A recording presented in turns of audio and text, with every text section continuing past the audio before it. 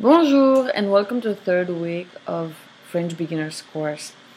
This week we will tackle chapter 4 from Bon Voyage, as well as some of the grammar left from chapter 3, Français Interactif, and chapter 4. So we will introduce quite a bit of new French grammar elements this week. So probably you will be feeling the pain a little bit, but not too much, as I'll try to break it down as easily and self-explanatory as possible. Alors, just to present some of the grammar elements that we will tackle this week, we are going to learn near future or future proche that uses the auxiliary aller.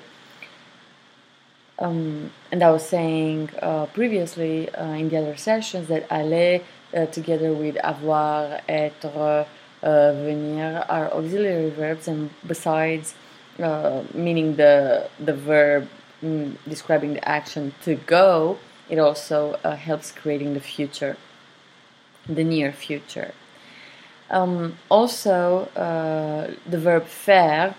Verb faire is so to do, to make, is one of the most used or most frequently used verbs in expressions. I think that's the case for English language as well. It's used in expressions regarding the weather, in expressions regarding playing instruments or playing sports, and so forth. And we'll look into that a little bit in more detail later on.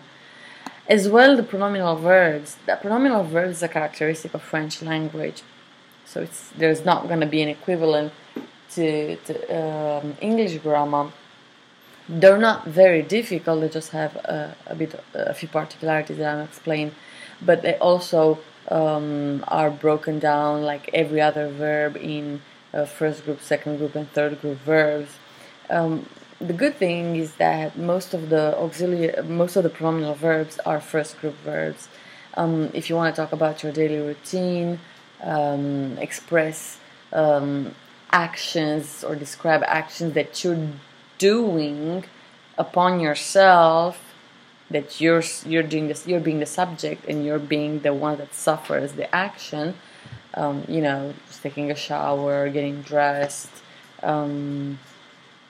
talking to each other, fighting and stuff like that.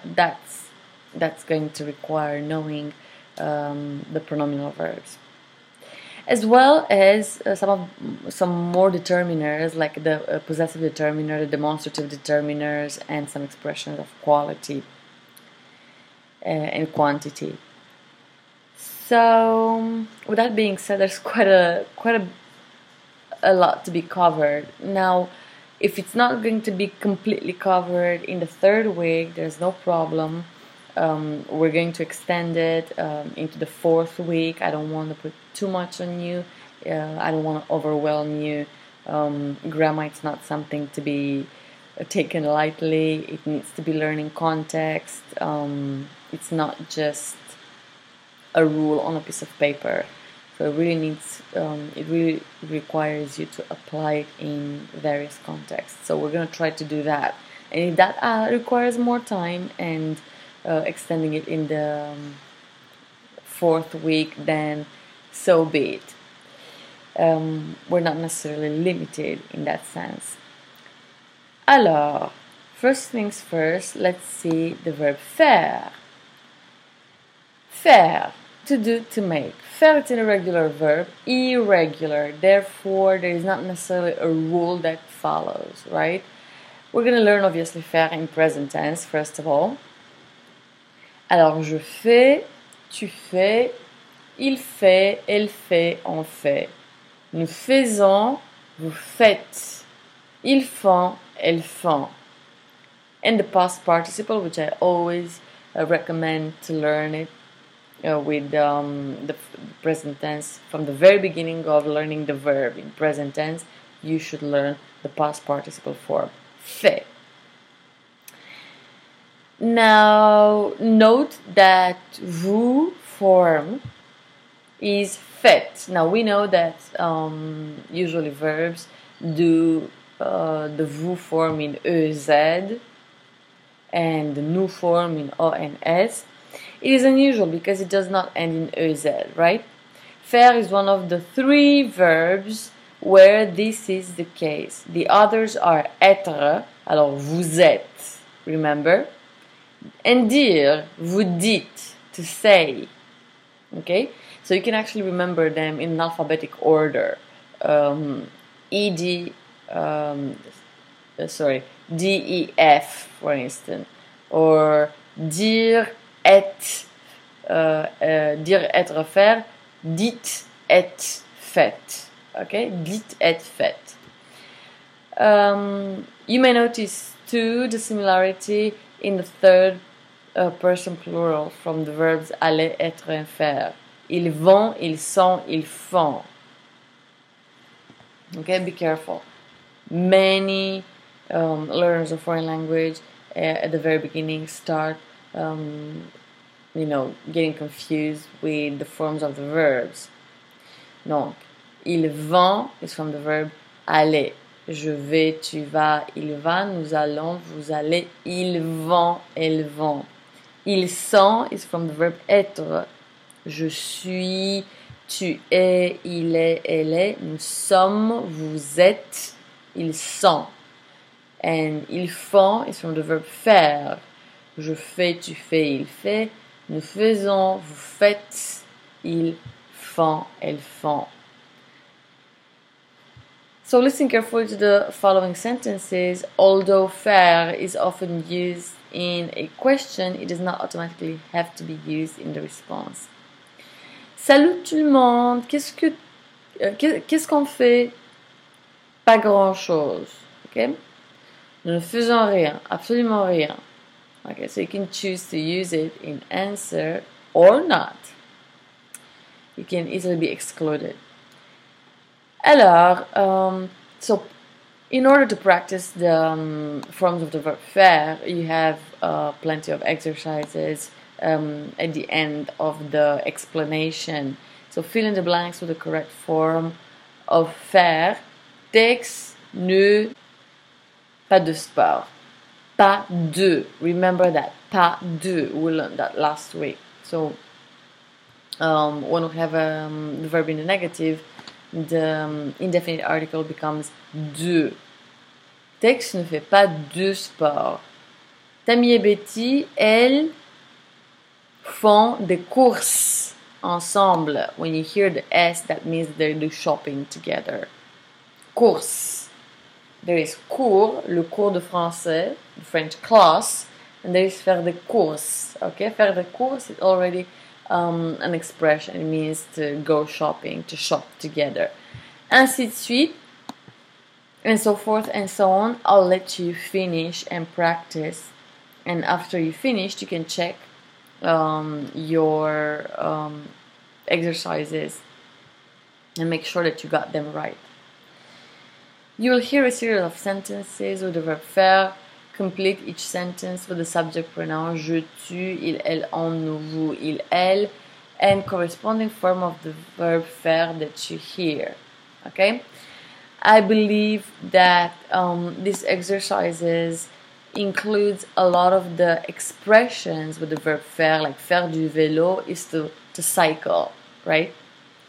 Faire des promenades is to take nice long walks. Faire du ski, to ski, ainsi de suite. So maybe before you go ahead and tackle that exercise, why don't we see the expressions with the verb faire? Alors, the verb faire is used in many impersonal weather expressions. We call it impersonal expression because weather in French language is considered to be impersonal, right? So then we use it with il singular. Quel temps fait-il? What's the weather like? Quel temps fait-il? Il fait, and then you can add usually an adjective or an adverb. Il fait beau. Il fait chaud. Il fait du brouillard. Il fait du soleil. Il fait du vin. Il fait frais. Il fait froid. Il fait mauvais. Other weather expressions which do not use the verb faire include il y a des nuages, il y a des orages, il y a de l'orage, il pleut, il neige, il grêle, il gèle, etc. Okay? Faire is also used to talk about sports and leisure activities. Let's see a list of common expressions. Faire de la bicyclette, faire du bateau, faire de la lecture, faire de la planche à voile, faire des randonnées, faire du ski, faire du vélo, faire de la voile, faire une promenade. Faire is also used in many expressions dealing with household chores, like faire des achats, faire du shopping, faire la cuisine, faire des courses, faire la lessive, faire le lit, faire le marché, faire le ménage, faire la vaisselle. Quand il fait du soleil, Tex et Tammy font une promenade dans le parc. Quand il fait mauvais, Tex fait le ménage et Tammy fait de la lecture. Okay? And we can see then some of the activities with expressions with the verb faire. Donc je, parce que mes vêtements sont sales. And they're giving you the option in parentheses between faire la lessive and faire la vaisselle. Whereas faire la lessive means to do laundry and faire la vaisselle means to do the dishes. Obviously, you'll have to look for the nouns that you don't understand or the words that you don't understand. Now you know that vêtements means clothing. Sale means dirty. So I imagine that one does laundry when their clothes are dirty. Donc je fais la lessive parce que mes vêtements sont sales. Je fais la lessive parce que mes vêtements sont sales. Voilà. I do laundry because my clothes are dirty.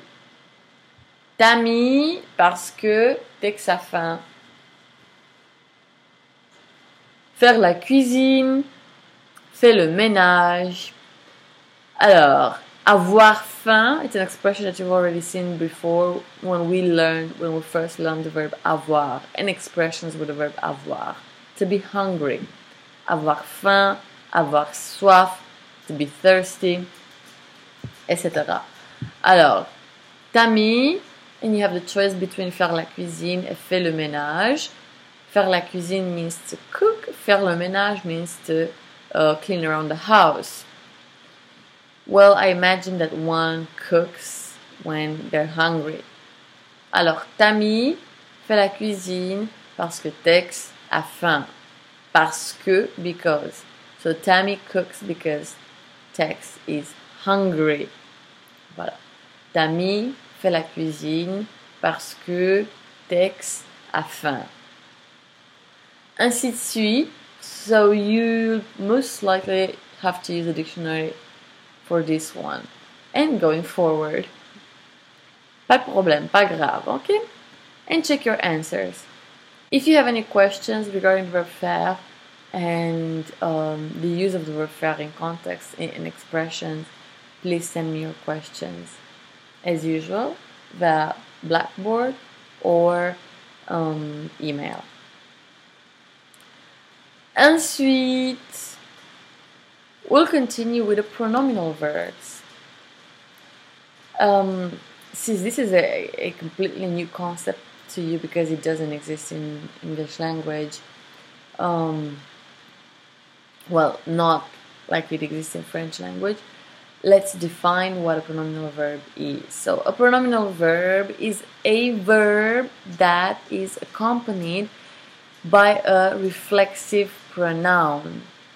Pronominal verbs fall into three major classes based on their meaning. They can be reflexive, idiomatic, and reciprocal. You have probably already seen the pronominal verb s'appeler. Donc s'appeler, because it has that S apostrophe, I told you that's a pronominal verb. And when you're asking the question, what's your name? You're gonna ask, comment t'appelles-tu? And you're gonna answer, je m'appelle. Well, that T apostrophe, M apostrophe, which obviously, now that you know a little bit more phonetics, you realize that the apostrophe comes and marks the fall of E, mute. So at origin, that is a te, me. But because the verb appeler starts with vowel, we're going to have T apostrophe, M apostrophe. Comment t'appelles-tu? Je m'appelle Diana. To conjugate pronominal verbs in present tense, you need to pay attention to both the pronoun and the verb form. Listen carefully to the conjugation of the following pronominal verbs. The verb is conjugated normally here, an ER, first group verb, with addition of the reflexive pronoun. Me, tu, ce, nous, vous, ce. Okay, so you're going to have, when conjugating a pronominal verb, you're going to have subject plus reflexive pronoun plus verb. Je plus the reflexive pronoun corresponding to first person singular is me, plus the verb in present tense with the ending for this conjugation. Donc, je me rase, par exemple, dans se raser, ok? Je me rase, tu te rases, il se rase, elle se rase, on se rase. Nous nous rasons, vous vous rasez, il se rase, elle se rase. Okay, so you can notice that il, elle, plural, and il, elle, en singular use the same reflexive pronoun. Alors, let's see a little bit more in depth. We said that reflexive verbs or pronominal verbs fall into three major categories: reflexive, idiomatic, reciprocal. Let's see what each of them mean. Alors, reflexive verbs. Pronominal verbs often express reflexive actions. That is, the subject performs the action on itself. If the subject performs the action on someone else, the verb is not reflexive anymore. And that is very important. Because, for instance, in past tenses, it changes the auxiliary used, the conjugated verb in past tense. But we're going to learn about that later on. Here is a list of common reflexive verbs. S'asseoir, to sit down. Okay? So, what does it mean exactly that the subject performs the action on itself? And if the subject was to perform the action on someone else, then it wouldn't be a reflexive verb anymore. So the meaning behind this reflexive verb is that I sit, right, and I suffer the action, okay? If I was to sit someone else, that wouldn't be reflexive anymore, okay? So, I sit down and listen to the teacher's explanations. It's different in French language from I set my little sister in the chair and drove away. Okay, it's very different. S'appeler, to be called. That just is a reflexive verb. Okay. S'arrêter, to stop. So I stopped, I did the action, and I suffered. Okay. So the consequence of me stopping is that now I'm stopped. It's very different to stop myself. Donc, I stopped from doing something by myself, and I stopped someone from doing something. Okay. La police arrête le voleur means the police stops the burglar, right? The thief, the thief. So that's exactly the verb that gave to arrest in English. Arrêter. If you do it on somebody else, it means to stop someone. You have an object after that. Se brosser, to brush. It's very different to say I brush my hair. The same verb is used to brush your hair or brush your teeth. Brosser les cheveux, brosser les dents. Les dents. Brush one's teeth. But it's very different if I brush my own hair or if I brush my little sister's hair. Okay? If I brush her hair, that's not reflexive anymore because I don't suffer the action. Se coucher, to go to bed. Je me couche, I go to bed myself, right? But it's again very different if I put my little sister to bed. Je couche ma petite sœur. Okay, so I don't suffer the action anymore. The verb is not reflexive anymore. The same goes for s'habiller, to get dressed. If I get dressed, I suffer the action. But it's very different from I'm getting my little sister dressed for school, par exemple. Se laver, to wash. Se lever, to get up. Se promener, to take a walk. Se réveiller, to wake up, ainsi de suite. So, compare the difference in meaning between se raser and raser in the following sentences. Note that English does not usually indicate reflexive meaning explicitly since it can be inferred from the context. However, if reflexive meaning is intended in French, then it must be explicitly stated by using a reflexive pronoun. Est-ce que Tex se rase? Mais non! Tex, c'est un tatou. Il n'a pas de cheveux. Qu'est-ce qu'il fait Tex avec le rasoir? Il rase Jobo pour l'été. Okay. No. In one situation, in one instance, you have the verb se raser, to shave oneself, right? And raser quelqu'un, il rase Joe Bob. Raser quelqu'un, to shave someone. Okay? To negate pronominal verbs, place the ne before the reflexive pronoun and the pas after the verb. When used with an auxiliary verb such as aimer,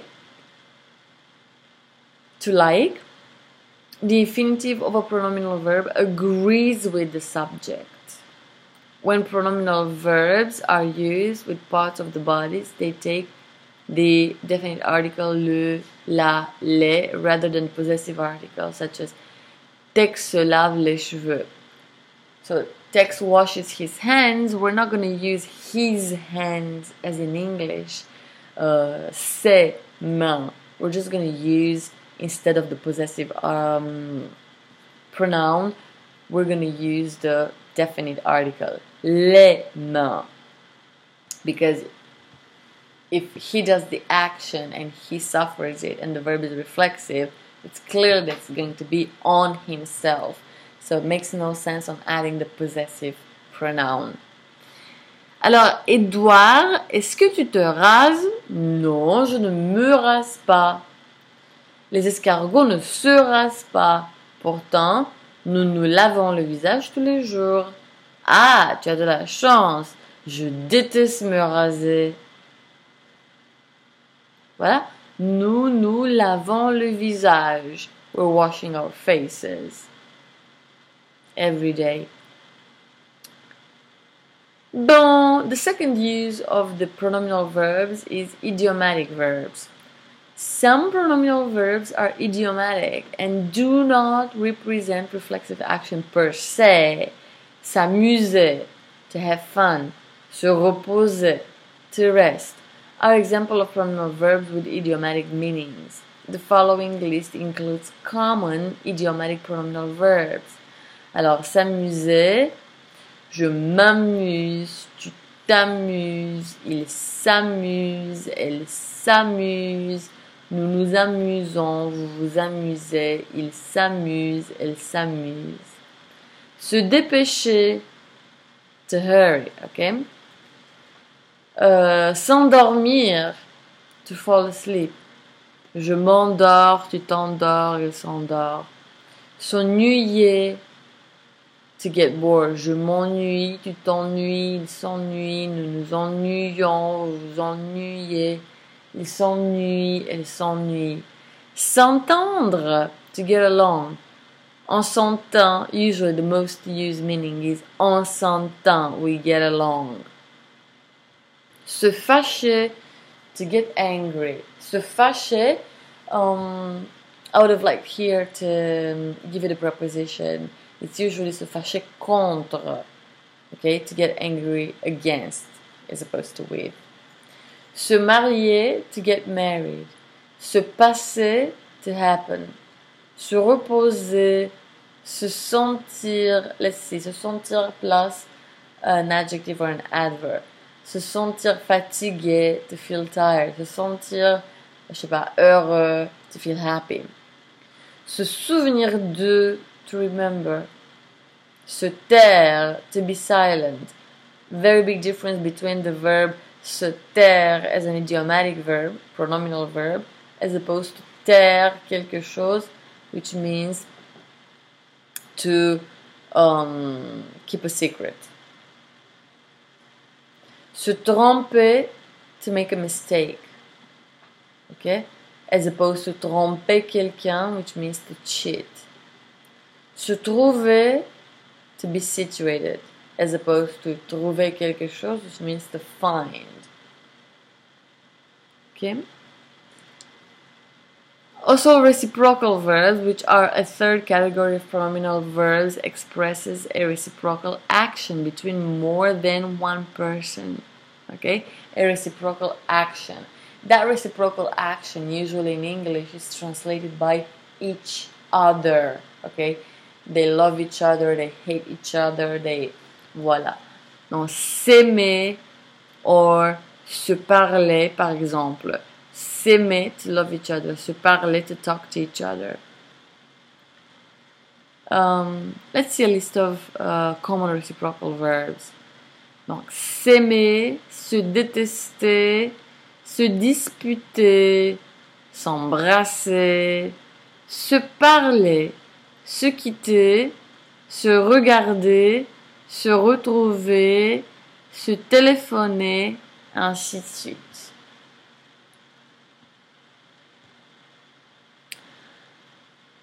Next up, they're explaining about imperative, but it's too early for that, so I'd rather keep that for later. That's not going to impede you using the pronominal verbs anyway. Alors, let's try some two or maybe examples of the pronominal verbs used under the three categories. Alors, Tex et Tammy ne pas avec leurs amis. Okay? So they don't get angry with their friends.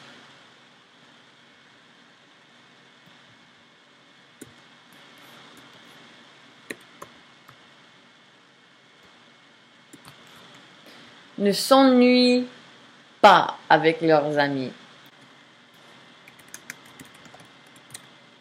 Tu ne vas pas te reposer? Aren't you going to take a rest? Voilà. ainsi de suite. So please finish the practice and then you can check your answers.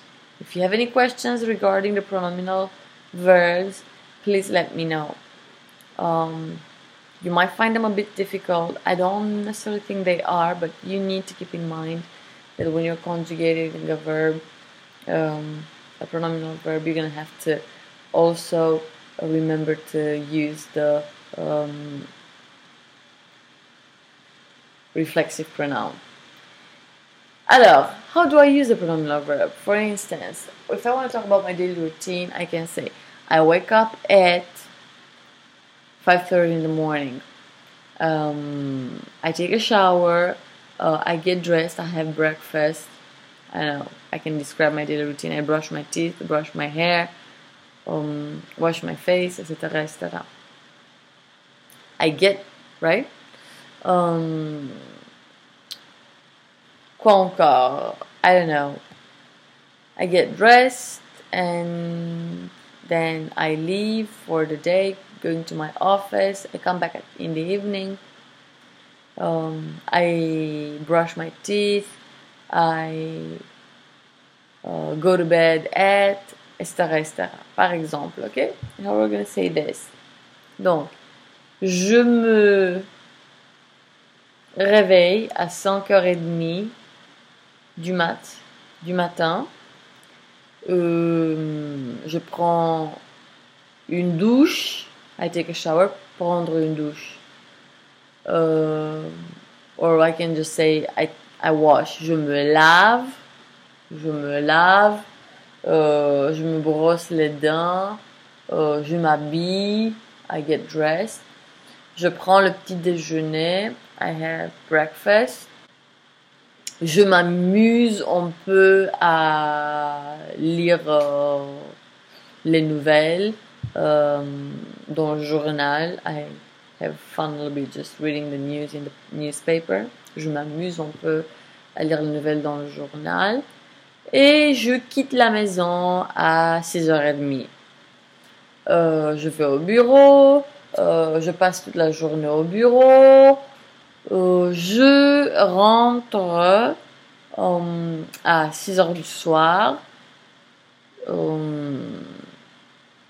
Je prends une douche, je me lave, encore une fois, je déjeune, je prends le dîner, pardon, je dîne, je prends le dîner, je me brosse les dents et je me couche à 11h30 du soir. Peut-être, ok? Donc, je me réveille à, I wake up at, je me lève, je me lave, je m'habille, je me brosse les dents, je me brosse les cheveux, je m'amuse, peut-être, je m'amuse un peu à lire les nouvelles dans le journal.